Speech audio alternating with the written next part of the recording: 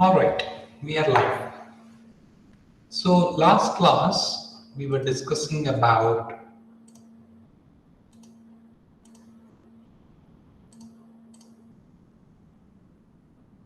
all right. So the last time we were discussing about the transformation of the linear velocity between the NED frame and the body frame. So we wanted to kind of move from the NED frame into the body frame using three cascading rotations. And our order of rotation was about the Z first, followed by the Y, followed by the X.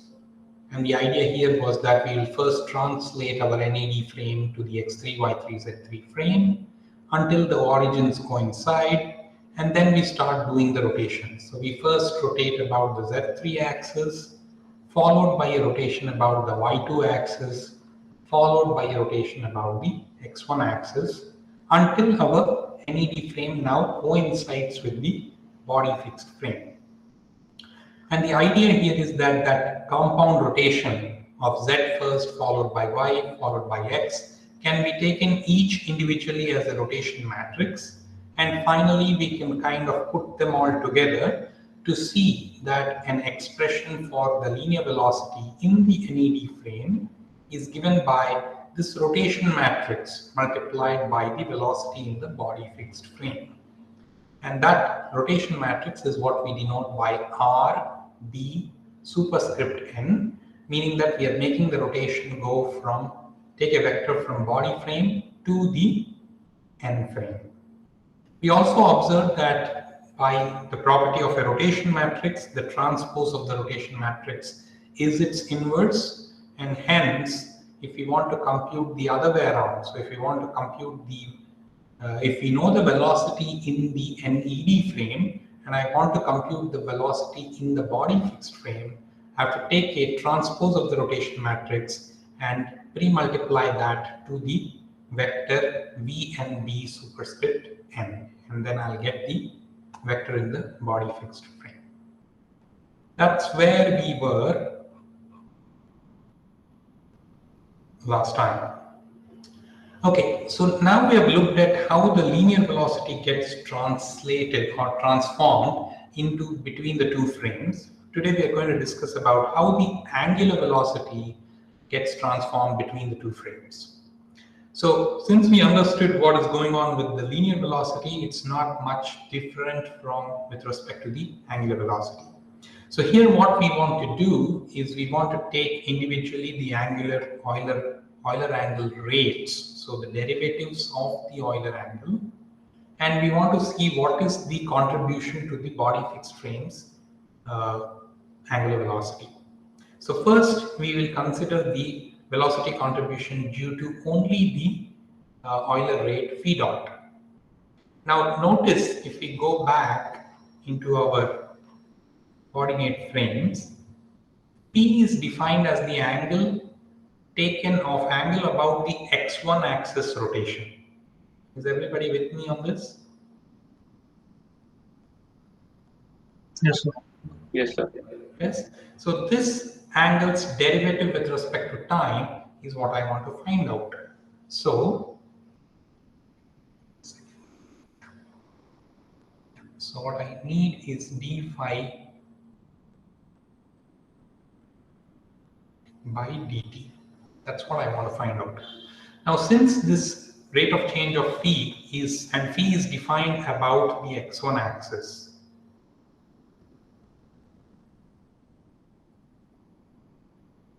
the rotation rate phi dot will also be defined about the x1 axis. Yes? Yes, sir. Now, so if the vector is pointing about the x1 axis, phi dot vector points about the x1 axis, I want to transform that into the body fixed frame, right? But we know that x1 axis actually coincides with the x-axis of the body fixed frame, isn't it? Yes, sir. Yeah. Right? So this phi dot, whichever, when we take a derivative or time derivative of that phi angle, that rotation with respect is defined with respect to the x-axis in the body fixed frame. So therefore, when I want to include its component into the angular velocity, it is already in the body fixed frame, so I don't need to do any more transformation. This is already in B. Is that making sense? Yes.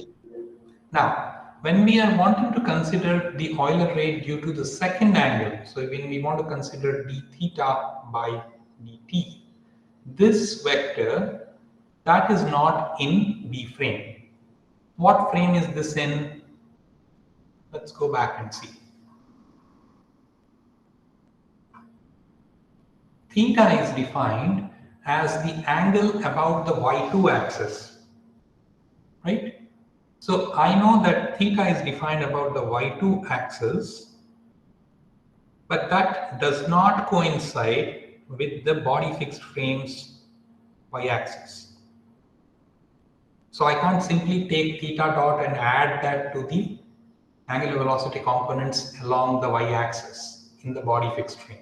I'll actually need to do some computation here, and I need to transform that back into the body fixed frame.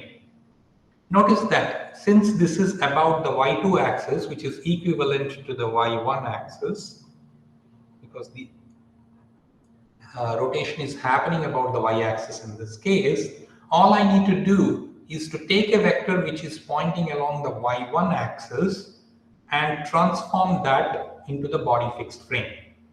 So from x1, y1, z1 frame, where the velocity is defined as 0, theta dot 0, I want to transform that into the body fixed frame to understand what is the contribution to the angular velocity in the body fixed frame. Is everybody with me so far? Yes, sir. Yes. Right. So now I know that if I have a vector in the body fixed frame, I can express that in the x1, y1, z1 frame as r of x comma phi times the velocity, right? But if I want to do the other way around, I want to find the body fixed frame's contribution with respect to a vector defined in the x1, y1, z1 frame. What I need to do, I need to take a transpose and multiply that in by the vector. I'll call this, for lack of a better notation, as omega 1 as the vector. So this vector is nothing but 0, theta dot 0, and is defined in the x1, y1, z1 frame. So I take a transpose of the rotation matrix with respect to phi, pre-multiply it with this to get my component in the body fixed frame. Is that making sense?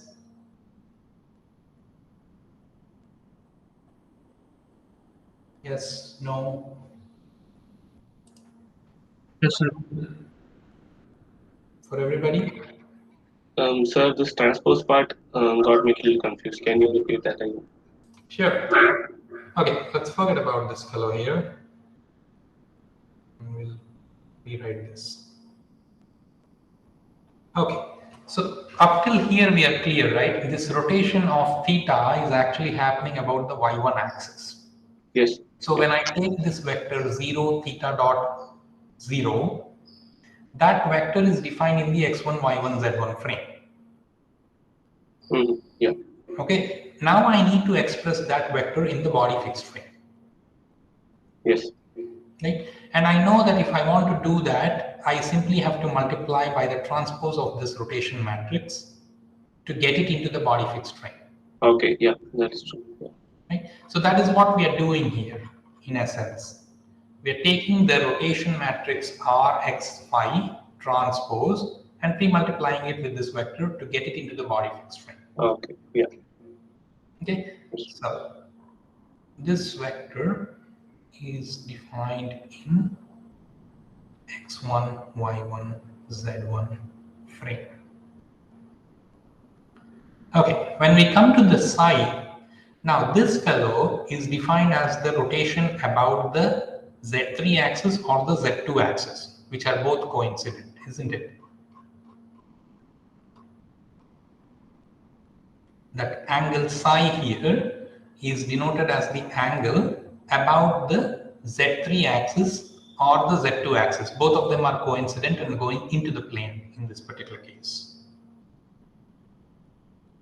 Yeah. Right? That vector which we have now, which will be defined as 0, 0, psi dot, a derivative of psi. This vector is defined in the x2, y2, z2 frame. And I need to transform that into the body fixed frame. Now, how do I do that? I take the vector in the x2, y2, z2 frame, pre-multiply that by ry theta transpose to get it into x1, y1, z1 frame, and again pre-multiply by rx phi transpose to get it into the body fixed frame. So what we did in the previous step, we have to repeat it twice in order to get there. So we'll first transform by the rotation matrix ry theta transpose, and that will get me into the x1, y1, z1 frame. Notice that this vector is defined in x2, y2, z2. And then again pre-multiply by rx phi to get it into the body fixed frame. Yes, sir. Is that clear for everybody? Yes, sir. All right, fantastic. So now, when I want to look at what is the contribution or what is my total angular velocity, which is represented in the body fixed frame, with respect to the Euler angle rates, I can just sum these three things up, and that will give me the total angular velocity of the body. Notice that this vector, I can express this compound sum as a matrix multiplication of some matrix which I denote as T inverse and depends on the Euler angles. Okay, of course, because these rotation matrices depend on the Euler angles. That's why the dependence on Euler angles is coming.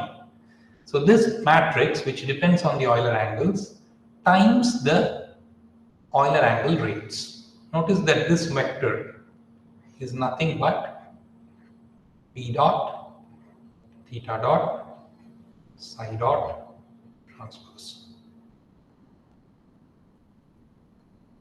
Okay? Is it clear what I'm doing? Yes, sir. How did we combine the three? We're just adding them up, that's all. Okay, fine. Yeah. I'm just adding them up and I'm saying that I want to find the compound sum. So that compound sum, I'm expressing it as a matrix multiplication. Okay, sir. Right? So when I want to look at it, what that matrix is comprised of, you will see that it is first row is 1, 0, 0, okay, corresponding to this fellow, to this vector. The next vector is 0 cos of phi minus sine of phi. And if you are wondering where this column came from, this corresponds to the second column of that rotation matrix Rx P transpose. So let's look at that. RXP, second column is this, and we are taking a transpose, so the minus sign comes here. So that second column of that RXP is coming into here. That is what is coming here.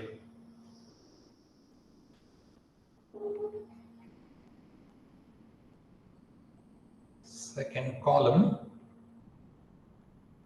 of RXP transpose. Is that making sense?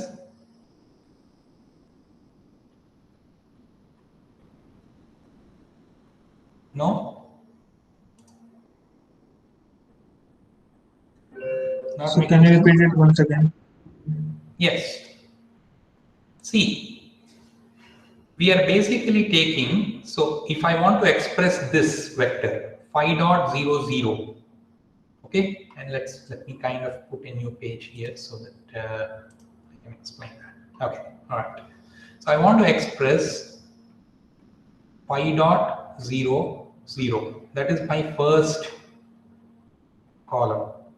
I want to express that as some matrix times phi dot, theta dot, and psi dot. Okay. What will I have? I'll have 1, 0, 0. Correct? And what will be the rest? They'll all be 0. Zeros. Zeros. This is what we will have. Right? So, Now, let's say I'm taking the next term, RXP transpose times 0, theta dot 0. Okay. What do I get? I am multiplying a rotation matrix transpose times 0, theta dot 0. So let's say that the columns in this rotation matrix, okay, are denoted U1, U2, U3. Okay, or since they're columns, I'll call them C. C1, C2, C3. Let's say C1, C2, C3.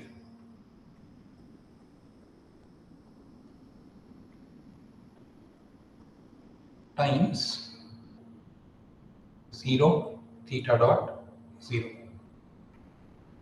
Can I say that this product is actually nothing but the C2 column vector multiplied by theta dot? yes, sir. Yes, sir. I can say so, right? Now, I can also write this as 0, 0, 0, C2 column vector, 0, 0, 0, times phi dot, theta dot, and psi dot. Yes, Yes. right? Yes, sir. I'll express it in this form and keep it ready. Okay. So the first one, so our target at the end of it is to get some matrix times the Euler angle rates vector, so that I can add them all together up when I want to combine them. Now, when I want to look at the last one, which is RXP transpose times RY theta transpose times 0, 0, psi dot, I can follow the same procedure. If this compound matrix is consisting of 3 columns, so I'll call this some other one. So let me call them B. B1, B2, and B3 times 0, 0, psi dot.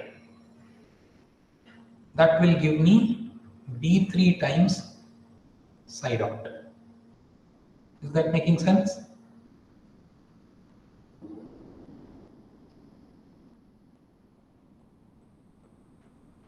Yes, sir. Okay, this compound matrix is this matrix basically, but I'm only interested in the third column of that, because the third column is what makes the sense when I'm considering any effect due to psi dot. So this one I can again write it as 0, 0, 0, 0, 0, 0, B3 column vector multiplied by P dot, theta dot, and psi dot. So when I want to combine all these 3 terms and add them up to get my total angular velocity in the body fixed frame, it's nothing but I just add up all the terms in each of these matrices element by element. And what do I get? I'll get 1, 0, 0, C2 column and B3 column multiplied by B dot, theta dot and psi dot. Is that making sense? Yes, sir. Yeah. Now I have successfully expressed this as a matrix multiplication of some matrix times this column vector of the Euler angle rates. This matrix I am defining as T inverse. I want to define that as T inverse because I want the Euler rates phi dot, theta dot and psi dot to be given by that T matrix times the angular velocity in the body fixed frame. Because I want to define the convention in this manner, I define this matrix as T inverse. okay, sir. Okay, that matrix of T inverse is nothing but what we are getting here. So we are extracting the second column of the RXP transpose, and this is the third column of the compound matrix, which is obtained by RXP transpose times Ry theta transpose. That also will be a 3 cross 3 matrix, of which the third column we pull and put it here. Everybody clear now? Yes, Yes, sir. Alright. Now notice here that I am using that convention that C of theta means cosine of theta, S of theta means sine of theta. Similar thing applies for all the other angles as well. Okay, now what I am really interested is in converting the opposite and also finding what that T inverse is, right? So I found T inverse, I want to take the inverse of that to find out what T is. And you can kind of do this, you can plug these values into MATLAB and just some such symbolic mathematics toolbox like a Mathematica, Maple or MATLAB and ask it to convert the inverse, or you can manually do the inverse and find out. You should end up with this formula. What you see here is sine of phi times tan of theta. So T theta here means tan of theta. Similarly, yeah, that's the only one. Tan of theta, tan of theta. All other terms are well different. Now, can you see something is funny about this? At some particular angle, this matrix will blow up. Can you tell me when it will blow up? yeah, cos theta, theta is equal to 90. Yes, theta is equal to So whenever we have theta is equal to plus or minus n pi by 2, right? We will see that cosine of theta will tend to 0. And when that tends to 0, this term, this term, this term, and this term, they'll all blow up, right? So it no longer necessarily can be a valid representation at that time. Is that making sense? yes, sir. So that is why at theta equal to plus or minus 90 degrees, our rotation matrix for the transformation of the angular velocity is undefined. And that is where the singularity comes into the picture. So at theta equal to plus or minus. So also when it's close to 90 degrees, exactly 90 degrees, this matrix will have a very large gap. So can we take at that time can we take this matrix to consideration? No, you can't. So as you are reaching closer to 90 degrees, your representation starts to become more and more singular, right? So as long as you're far away from theta equal to 90 degrees, you're fine. But when you're coming close to theta equal to 90 degrees, your representation tends to be single. So you'll start to see some funny effects when you want to compute the Euler angle rates with respect to the body fixed frame's velocity. So one has to be a little bit careful. But What? it's important to, one second, let me finish here. It's important to see that we are dealing mostly with ships, right? And when you're dealing with ships, it is unlikely that you will ever find ships to be operating close to something like this. If it is operating something like this, you know that something has already gone haywire wrong. Ships do not pitch by 90 degrees. Typically, failure will occur either in a roll or some other mode rather than a pitch by 90 degrees. Since this doesn't occur so frequently in ships, this is very infrequent.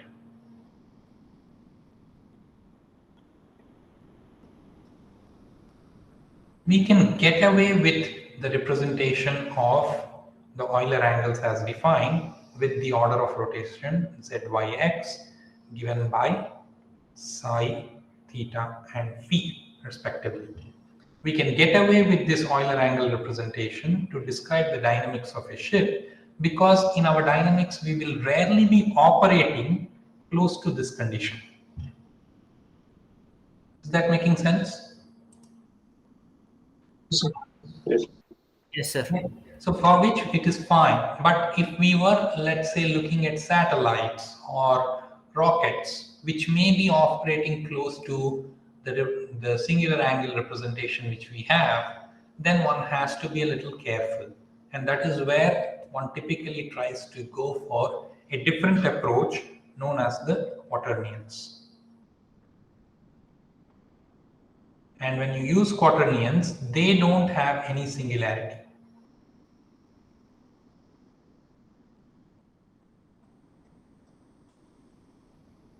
So there is no singularity when we use quaternions. However, we need 4 parameters. Quaternions use 4 parameters.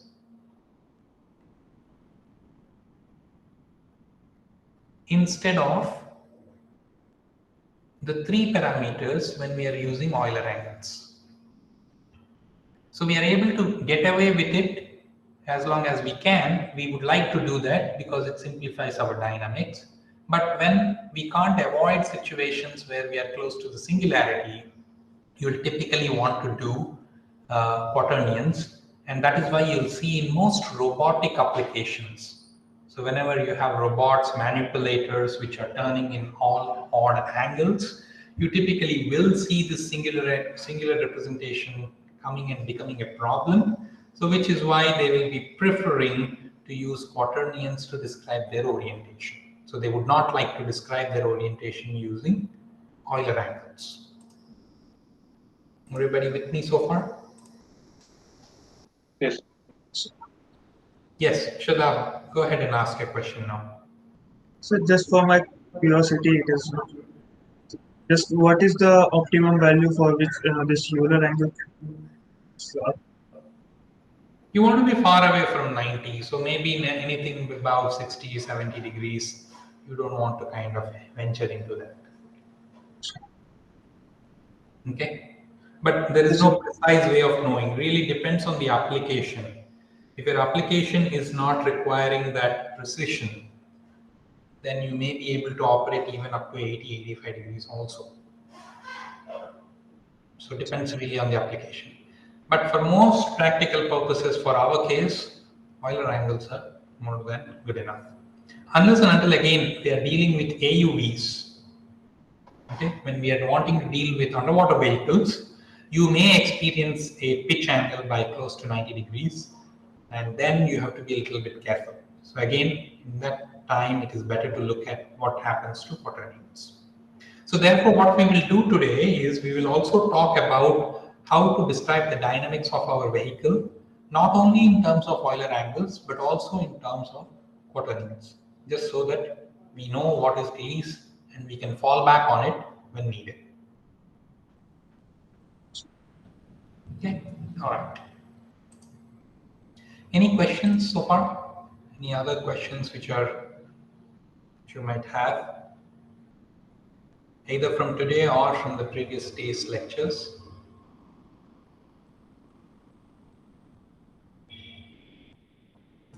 No? Sir, this singularity thing is actually also known as that gimbal lock, right? Correct. Correct. Yeah. The Yeah, singularity signed is up. known as gimbal lock. Okay. The reason is if you substitute theta equal to 90 degrees into your rotation matrix, the rotation matrix that you guys derive here, okay, theta equal to 90 will give you what as the rotation matrix? Let's see, just for the sake of it. The first term will be 0, 0, minus 1, then 0, 0, and then here I'll have minus sine of psi, cos of phi, and then here I'll have cos of psi, sine of phi. So this is nothing but sine A minus sine B formula, right? So this will be sine of psi minus phi. Am I doing it right, or am I doing the sign opposite? I think I'm doing it opposite. It should be phi minus psi. Yeah, 5 minus 1. That's Right? Similarly, what will happen to the next term here? Sine of psi, sine of phi, plus cos of psi, cos of phi. So this will become cos of phi 5 minus minus 5. psi. Similarly, this will become cos of phi minus psi. And I think this one will become minus sine of phi minus psi. What is in essence happening here is whether I take, so once I am in that gimbal lock position where theta is equal to plus or minus 90 degrees, okay, my rotation matrix converts into this, which means that if I now apply a further rotation about phi or I apply a rotation about psi, they have the same effect. They don't have two different effects. It's as if the rotation is about a single angle, Yes, sir. Yeah. right? And that is why the gimbal lock is put in place, in the sense that mathematically we are unable to separate the two angles and understand what contribution is coming due to phi and what contribution is coming due to psi, because they both have the same effect, and that's where the representation fails. So that is why it's called gimbal lock in this case.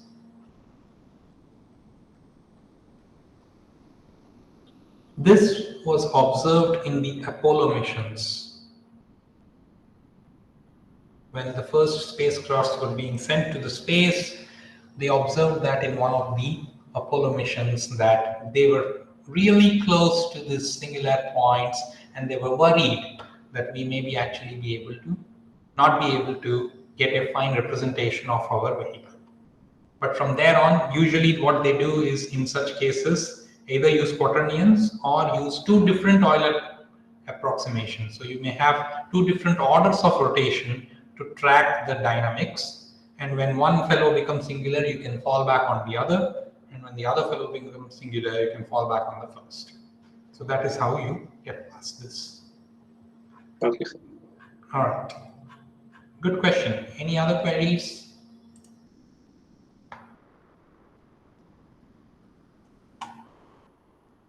No other queries? So then we'll continue forward. Okay, so when we have a small angles of rotation, so let's say our phi, theta, and psi are small angle rotations, then we can actually approximate our transformation matrix to convert from the body fixed frame's angular velocity into the Euler rates can be reduced to this matrix which you see here. But you'll see that this matrix is not skew symmetric as the one which you saw before.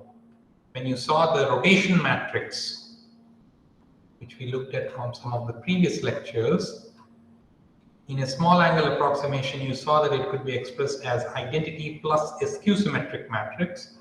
That is not the case with the T matrix. The T matrix is not identity plus SQ symmetric matrix. It's actually not symmetric at all.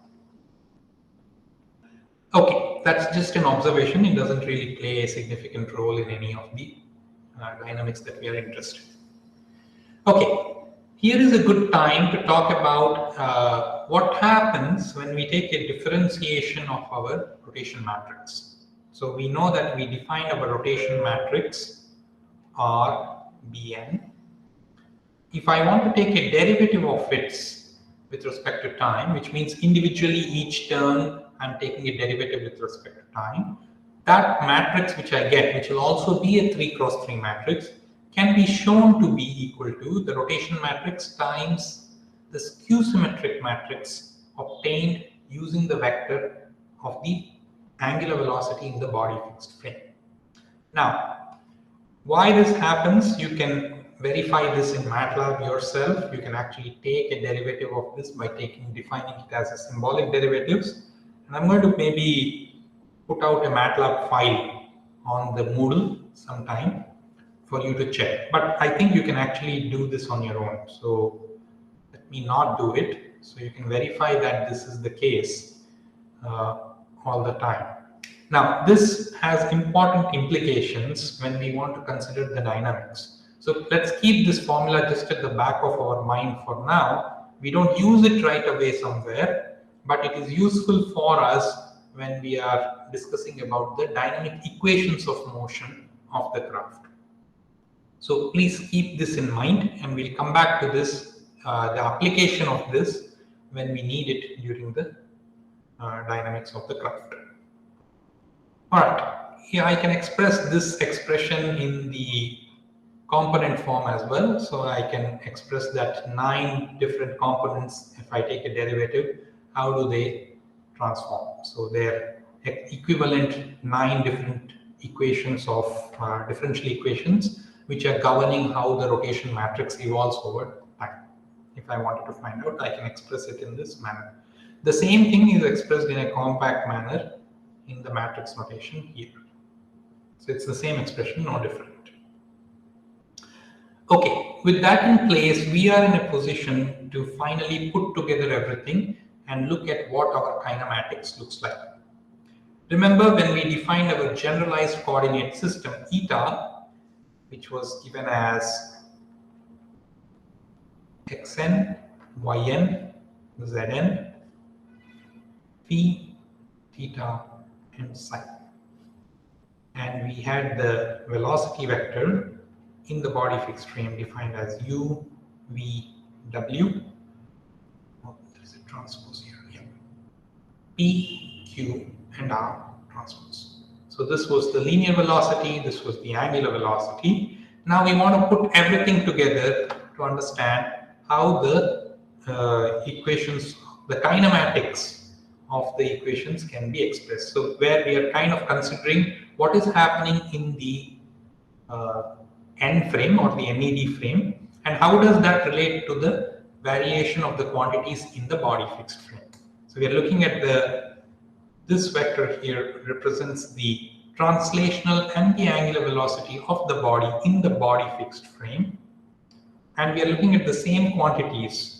We are looking at the position vectors variation and the Euler angle rates, and these are defined in the N frame or the NED frame. And what relates these two quantities is the rotation matrix and the transformation matrix T. So this is what defines the kinematics of the equation. Notice that here we are not talking about the forces. We are simply talking about the relationship between two frames of references, how the velocities in one frame reference into velocities referenced in the other frame. Notice here that eta here represents a vector in the space R3 cross T3. So first 3 are real numbers, the last 3 are angles, which are varying between minus pi to pi. The velocities are a 6 cross 1 vector, and this matrix which you see here in between here, this will be a 6 cross 6 matrix which defines the transformation from the body fixed frame to the NED frame. Is this making sense for everybody? Yes, sir. Everyone? Yes, sir. Yes, sir. Yes, sir. Excellent. Now, sometimes we may not be interested in all the 6 degrees of freedom. We may be interested only in a 3 degree of freedom system, particularly if we are looking at a dynamic positioning system. And we may be wanting to restrict ourselves to surge, sway, and yaw. In which case, we can reduce the things. And here we are kind of assuming that inherently we are assuming that the roll angle and the pitch angle are small during the normal DP operations or the dynamic positioning operations. And in this case, our rotation matrix reduces to simply the rotation about the z-axis. So instead of a compound rotation, we simply are saying that this is R, Z, psi. Similarly, the T matrix simply reduces to the identity matrix, in which case we are saying that the body fixed frame's rotation, the rotation rate is nothing but what we observe in the inertial frame as well. Notice that in this case, the same expression follows, but here it is simpler, and our eta is now, our eta is now a 3 cross 1 vector, and V is also a 3 cross 1 vector, and the rotation matrix which is relating it is the 3 cross 3 rotation matrix, which is only R, Z, psi. Okay, is everything clear so far? So what we have looked at today is the kinematics of how the velocities in one frame relate to the velocities in the other frame in the 6 degree of freedom system case and in the 3 degree of freedom system case. Mostly we will be restricting ourselves to the 3 degree of freedom, which is where the dynamic positioning challenges usually lie. But in some small cases, we may be requiring to look at the roll, especially if you're operating at very high Cs. So that is when one needs to make sure that the roll is also captured. So sometimes you may see this hybrid 4 degree of freedom system come into the picture. But typically, mostly we'll be dealing either with the 3 degree of freedom or the 6 degree of freedom system. Okay, our next topic is going to be talking about the Quaternion representation. And let me cover some preliminaries today, and we'll actually get into the quaternions in our next lecture. But let's at least cover some preliminaries today. Okay, so notice that in the Euler angle case, we said that a rotation between 2 frames, so a difference in orientation between 2 frames is represented in terms of rotations about 3 orthogonal axes, about z followed by y followed by x, or any other order you want to take. But a simple rotation in general is defined as a change in orientation of a frame B relative to a frame A, and we call that as a simple rotation if there exists a line called an axis of rotation about which we can rotate one frame by a certain angle to make it coincide with the other frame. So instead of dealing with 3 separate independent rotations, we can in fact define it as one single simple rotation about an axis which is not coinciding with one of the principal axes. Is that making sense?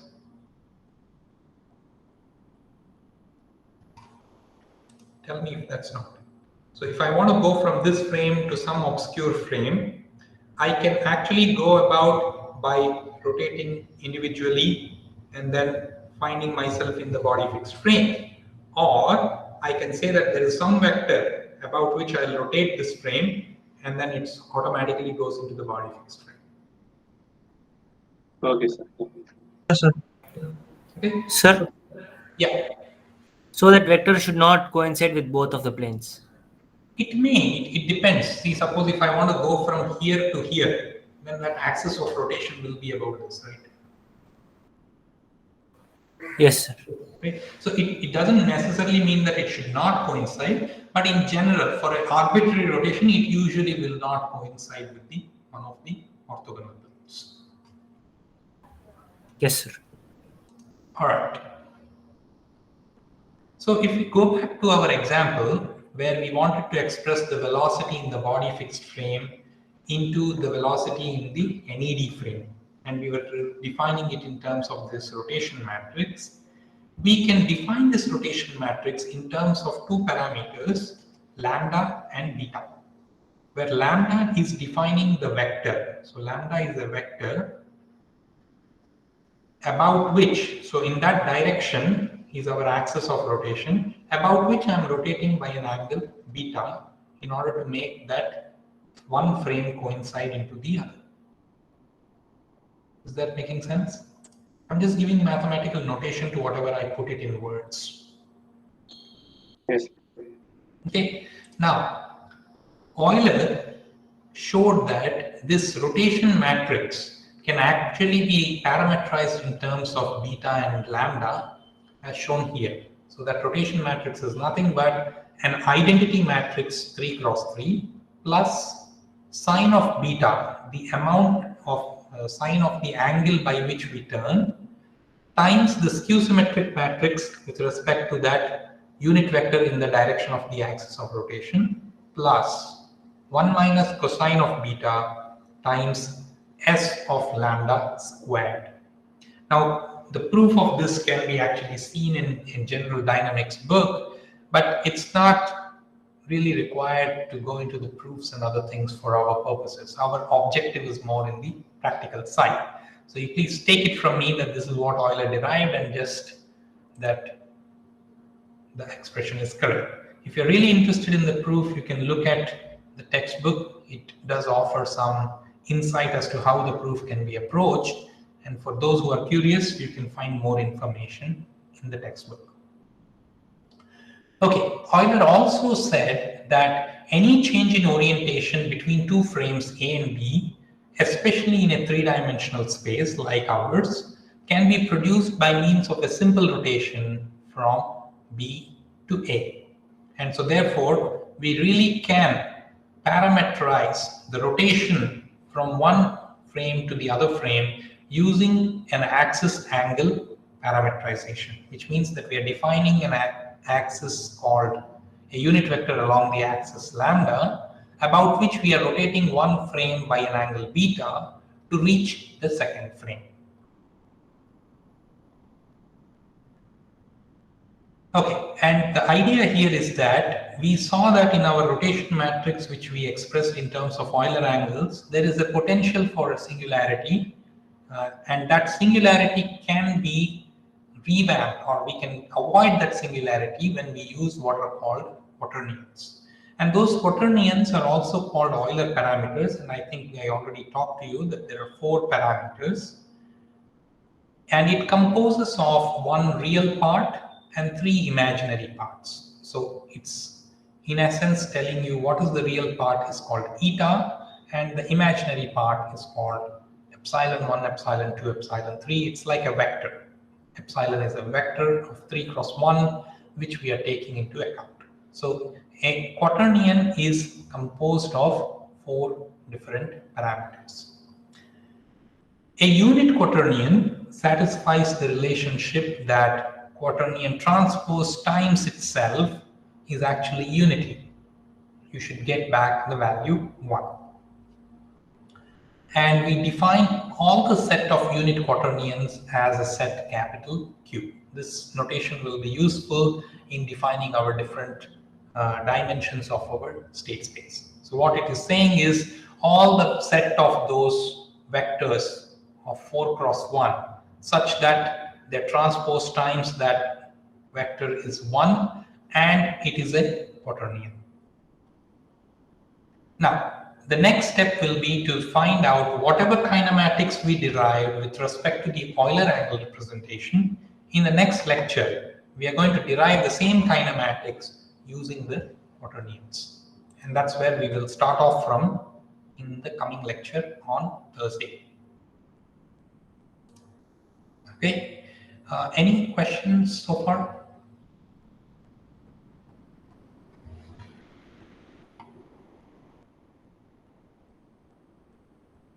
No questions?